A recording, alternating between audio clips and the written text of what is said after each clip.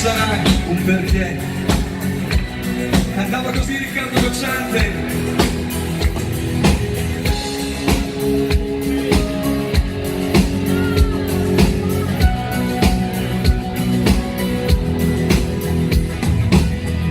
Quante storie ho già vissuto nella vita e quante programmate chi lo sa, sognando ad occhi aperti, storie di fiumi, di grandi praterie senza confini, storie di deserti. E quante volte ho visto dalla prua di una barca tra spruzzi e vento l'immensità del mare spandersi dentro e come una carezza calda illuminarmi il cuore. E poi la neve bianca, gli alberi, gli abeti, l'abbraccio del silenzio, colmarmi in tutti i sensi, sentirsi solo e vivo tra le montagne grandi e i grandi spazi immensi. E poi tornare qui, riprendere la vita dei giorni uguali ai giorni, discutere con te, tagliarmi con il ghiaccio dei quotidiani inverni. No, non lo posso accettare. Non è la vita che avrei voluto mai, desiderato vivere.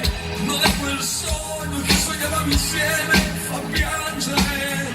Eppure io non credo questa sia l'unica via per noi.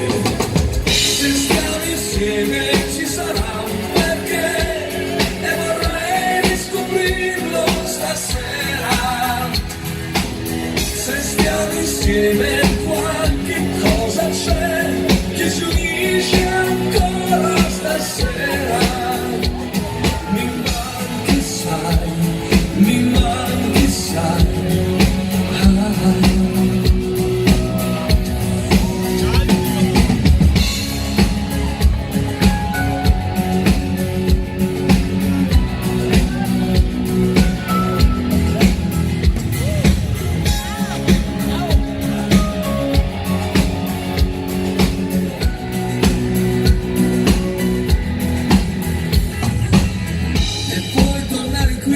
Riprendere la vita che sembra senza vita, discutere con te, consumare così pochi istanti eterni. No, non lo posso accettare. Che vita è restare qui a lavorare in discussioni sterili, giocare con te a farsi male il giorno, di notte poi non chiudersi. Eppure io non credo questa sia l'unica via per noi.